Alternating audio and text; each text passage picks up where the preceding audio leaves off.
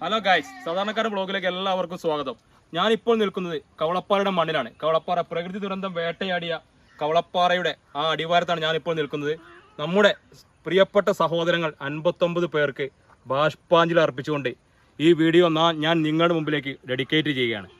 കവളപ്പാറ ഒരു തീരാ നൊമ്പരമായി നമ്മുടെ മനസ്സിൽ കിടക്കുമ്പോൾ ഞാൻ നിങ്ങളുടെ മുമ്പിലേക്ക് യതീഷ് ചേരിക്കല്ലിങ്ങൽ രചന നിർവഹിച്ച് സംജിഷ ആനപ്പാൻ പാടുന്ന ഈ ഒരു ഗാനം ഞാൻ നിങ്ങളിലേക്ക് എത്തിക്കുകയാണ്.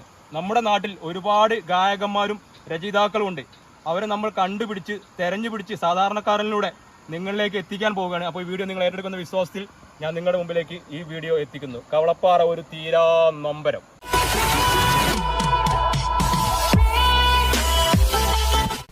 കവളപ്പാറയിലെ നീറുന്ന നൊമ്പരം അലയടിക്കും നിന്റെ നെഞ്ചിൽ.